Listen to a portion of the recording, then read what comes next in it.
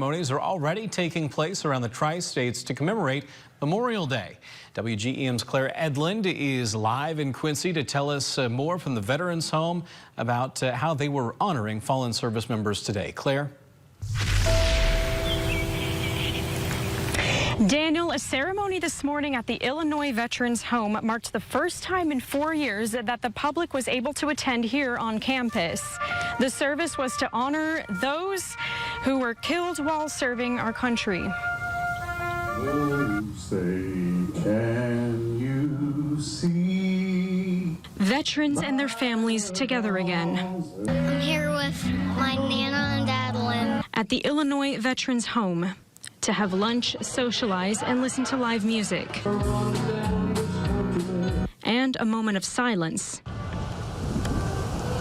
to honor all service members who lost their lives while serving in the nation's armed forces. O God, by whose mercy the faithful departed find rest, look kindly on all our departed veterans.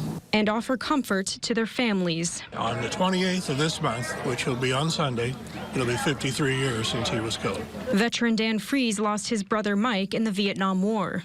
He comes here to honor Mike. Whole name appears on a memorial here at the home. Another one I want to remember is the guy that I served with when I was in Vietnam, Dave Lamb. For Fries and many others, every day is a remembrance. Still there. 3,000 men and women who've been laid to rest here in a place of honor. The ceremony's keynote speaker was Illinois Department of Veterans Affairs Director Terry Prince. He pays tribute to those at the Sunset Cemetery and veterans and families who struggle through grief and loss. That feeling of loneliness, hopelessness, and despair are the things that we fight against in long-term care to begin with. Today was a good day to come back and be here just for all the veterans that serve.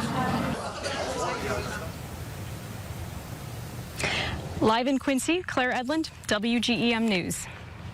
All right, thanks, Claire. And we'll have a list of more Memorial Day services coming up on the tri-states, around the tri-states on WGEM.com.